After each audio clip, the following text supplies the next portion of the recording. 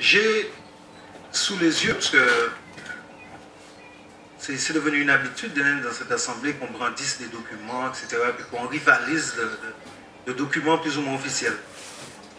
Lorsqu'on a parlé des recommandations de la Cour régionale, de la Chambre régionale des comptes, en 2004, et qu'on n'a pas arrêté d'asséner que la collectivité régionale avait, à l'époque, à tort, n'avait pas tenu compte de ces recommandations-là, mais on n'a même pas parlé de recommandations, hein, on a parlé de rapports.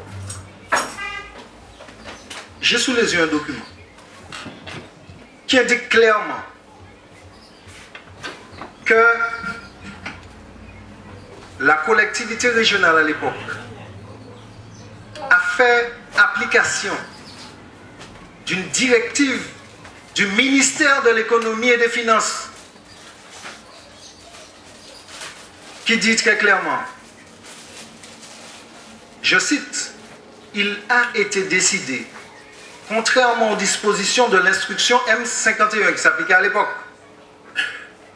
que les subventions versées par l'établissement public régional ainsi que les frais d'études faites pour des tiers ou n'ayant pas été suivis de réalisation ne seront pas amortis. » Par ailleurs, une circulaire de la direction de la comptabilité publique en date du 24 octobre 1997. Là, on dit, non, tu peux secouer la tête, hein, mais c'est la réalité qui est là. Hein. Bon. Indique clairement que le traitement comptable concernant les amortissements du compte 13 a été adapté aux spécificités des régions, dispensant ces dernières de pratiquer l'amortissement de leurs subventions d'équipement. Fin de citation. Je n'ai pas la prétention d'être le champion hein, de la comptabilité ou des finances, mais nous avons aussi nos sources. Oui, et nous en sommes fiers. Je veux revenir sur la base. Et je veux avoir un discours vraiment apaisé, serein, calme. Pour dire que lorsqu'on parle de sincérité, déjà, il faut citer, et permettez que je cite, parce que ça n'a pas été fait, il y a 9 grands principes comptables. Le principe de prudence, d'intangibilité du bilan, le principe de transparence, l'importance significative, la continuité de l'exploitation, le coût historique, la séparation des exercices, la permanence des méthodes et enfin la prééminence de la réalité économique sur l'apparence juridique. On est d'accord?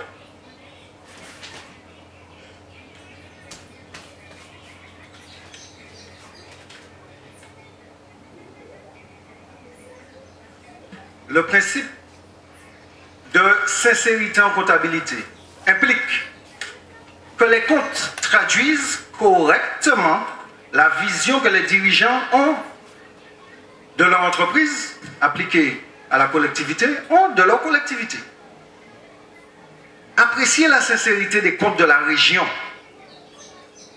de manière rétrospective, comme ça a été fait, comme certains ont eu la prétention de faire, nécessite la capacité de comprendre la vision de ceux qui en avaient la gestion à l'époque. Cette vision n'est pas neutre, elle est le résultat d'une éthique en matière de gestion des contributions financières des Martiniquais pour l'action publique en faveur des Martiniquais. En 15 jours de mission, en 15 jours d'audit, parce que c'est bien 15 jours, Président, vous pouvez dire 3 mois, le rapport dit lui-même que la mission s'est exercée en 15 jours. C'est le document que vous nous avez adressé. Donc 15 jours. Alors si vous ne savez pas pourquoi vous avez payé, je ne sais pas si les comptes sont en de si bonnes mains, rassurez-moi. En 15 jours, les cabinets d'audit n'ont pas jugé bon de se rapprocher de ceux qui étaient à la gestion des choses à l'époque. Or, dans notre équipe, il y avait le premier vice-président, la deuxième vice-présidente. Le cabinet était peut-être trop précipité pour avoir cette élégance-là, ou cette rigueur, ou cette honnêteté tout simplement. Donc on ne peut pas parler de sincérité des comptes si on ne se plonge pas dans le contexte du moment.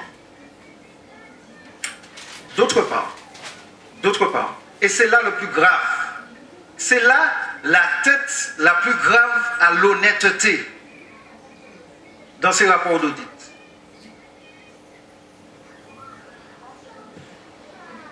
L'excédent de 38 millions d'euros, de plus de 38 millions d'euros, il est calculé comment? C'est la différence entre les recettes réelles et les dépenses réelles.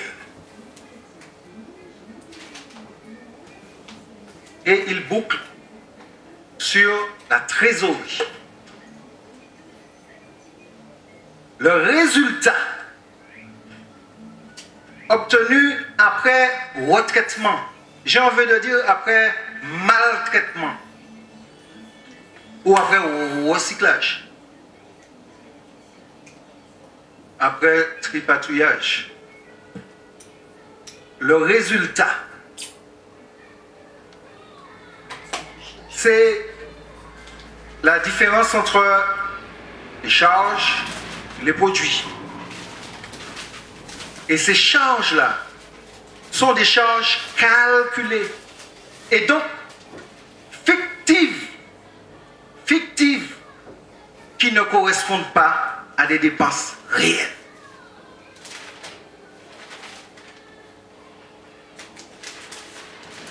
Et je mets au défi ces cabinets d'audit payés je ne sais pas combien, alors qu'on est au terme de la plénière.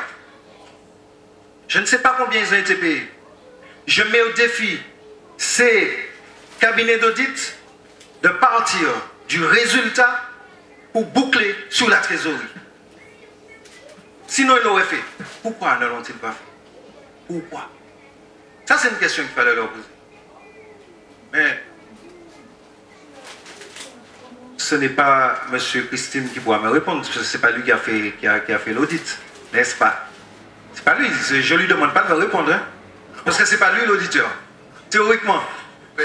Théoriquement.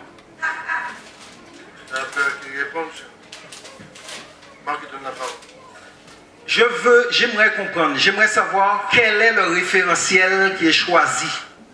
Parce que dans cet audit-là, on passe d'un référentiel à un autre. Et on jongle avec les référentiels pour faire parler les chiffres et leur faire dire tout et n'importe quoi. Tout est le contraire de tout. Dans ce document-là, sur le retraitement, l'analyse financière retraitée, à la page 2, il y a un tableau en couleur. Il y a un tableau en couleur. Non, mais c'est important, parce que là, on ne polémique pas, là. On porte des informations. Bon. Il y a un tableau en couleur, avec épargne nette en point, et on a un excédent global de clôture. Pour 2006, 2007, 2008, 2009, 2010. Pour 2006, 2007, 2008, il s'agit d'un excédent brut de clôture. On est dans la méthode, dans le référentiel encaissement, décaissement, recettes, dépenses. Mais par contre, et c'est là que c'est astucieux, et c'est là que c'est pernicieux, et c'est là que ce n'est pas sympa, c'est pas sympa de faire ça. Pour 2009 et 2010, on passe à un autre référentiel. Charge, produit. Nous pas comparer, nous pas mener nous, sans nous savoir, si nous pas chercher, si nous pas renseigner comme nous pas grand grec, hein, mais Mais nous n'y rigueur. Et c'est là qu'il est parisien, exactement, c'est là qu'il est parisien. On introduit sur le même tableau, sur la même ligne, des chiffres 2006, 2007, 2008, calculés suivant un référentiel, encaissement, décaissement. Donc, on nous donne un excellent brut, un excellent global de clôture. Et puis sur les 2 dernières années, 2009 et 2010, un résultat qui n'est pas comparable à un excédent global de clôture, puisqu'elle est calculée suivant une autre méthode. Alors si les cabinets d'audit jonglent avec les méthodes pour pouvoir à tout prix justifier leur rémunération, nous sommes obligés de remettre en cause leur honnêteté. Je n'ai pas terminé. Mais non. Vous avez un ton véritablement préemptoire et vous décidez, en fait, je n'ai pas terminé, je vous demande de conclure. Bon, je vais vraiment être gentil et laisser parler, mais il ne faut pas quand même pas exagérer. Je n'ai pas terminé, c'est autoritaire, c'est une habitude ou quoi? C'est vraiment un état d'esprit, hein? Allez-y, allez-y, monsieur Nilor, concluez s'il vous plaît. Je n'ai pas... De quel droit vous dites ça et de quel droit Mme Ménian n'a pas le droit de dire ça? Parce que chacun dit, on a mis une règle, elle a respecté, monsieur Laguerre l'a respecté, vous ne respectez pas. Bon, allez-y. Ici, je voulais vous demander l'investissement, vous avez été zéro. Expliquez-vous sur l'investissement. Merci de conclure. Mais non, continue comme ça. Continue comme ça. Mais non, écoutez, n'insultez pas Mme Ménian, on ne passe aucune pommade. Ça fait mal. Soyez respectueux. Bien, soyez respectueux vis-à-vis de Mme Ménian. Elle respecte le timing. Laguerre a parlé, il a respecté le timing. Je demande simplement à tout le monde de respecter le timing. Mais vous avez des droits exorbitants. Vous avez des droits supérieurs. Héritage de passé révolu. Allez-y. Monsieur Nilor. Je termine.